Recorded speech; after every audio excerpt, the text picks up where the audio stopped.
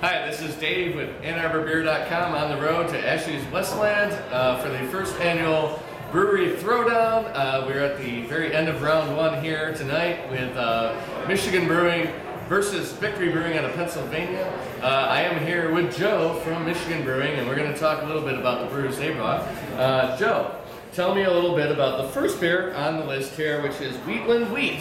Wheatland Wheat. So we have our Wheatland Wheat. It's an American style wheat beer, unfiltered. You can tell, can't see through it very well.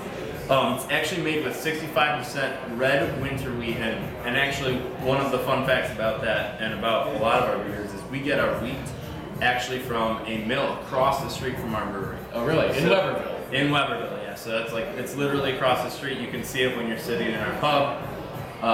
It goes down real smooth, a lot of floral, fruity notes out of it. You kind of almost get that clove-like taste to it at the end. You're right. Where does that come from? Is that from? That's just coming from the yeast that is acting on the proteins in the wheat and sugars and whatnot. And it's kind of a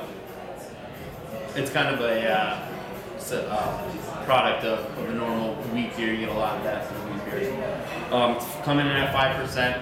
I'm going to tell you right now, this beer is absolutely delicious. In the summertime, it's one of the most refreshing beers you can have out on a patio on a hot summer day.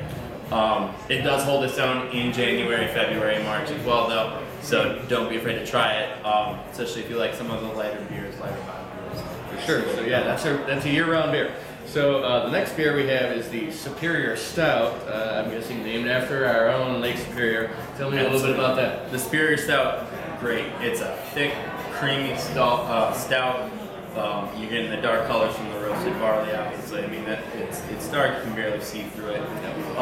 Really rich, caramely, coffee roasted finish. It's absolutely delicious. I mean, that, and I'll talk about it a little bit later, the High Seas IPA are one of my favorite beers that we have at Michigan Brewing Company. So Delicious. It's really tasty, and there's not much more to say about it. It's a classic stout, and it does really good.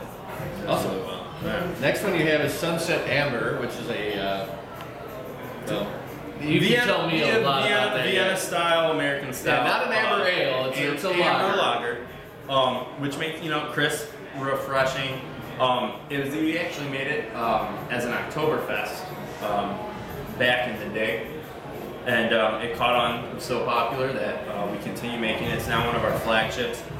We sell it. It's very popular. It comes through clear, very malty and caramely at the beginning. There's some slight fruity esters because of the yeast, but it's really delicious. It finishes with that nice Saaz hops at the end, which you taste. Yes. You get that caramel up front. You don't really notice the hops, and at the end it comes through. But it's not overpowering.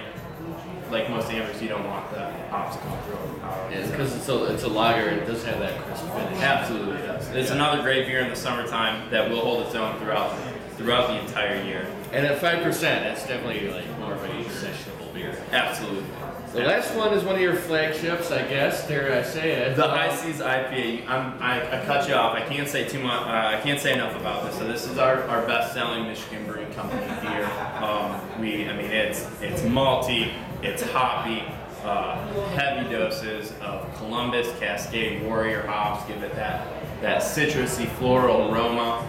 What I like about it though, a huge bouquet, but I like it because it comes forward and you taste it. It comes through malt first with a hoppy finish. You taste the bitter, but it's not totally overpowering, which a lot of IPAs can be. It's got a good balance. It does. It's very well balanced IPA, and that's what people come. I would say one out of three high pints that are sold at our pub are coming out High Seas IPA.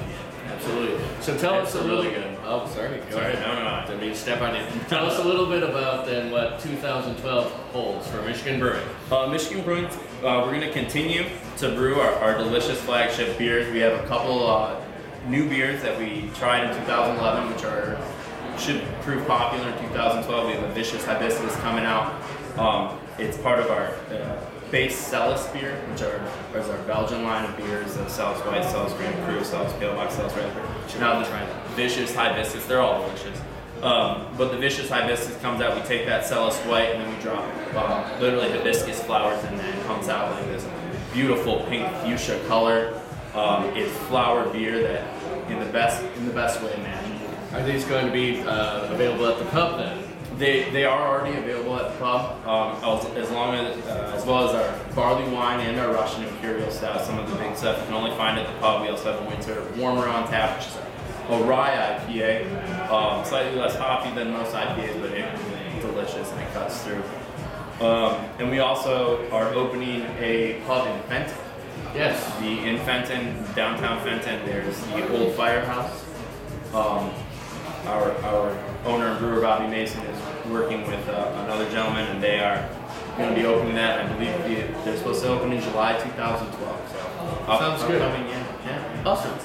So I wish you luck tonight at the Throwdown. Thank you very much. For anybody who hasn't not been to Weberville to check out the brewery, apparently there's a lot of really good beers not available in bottles. So Come on down, exit 122. There you go. Off I-96. Thanks.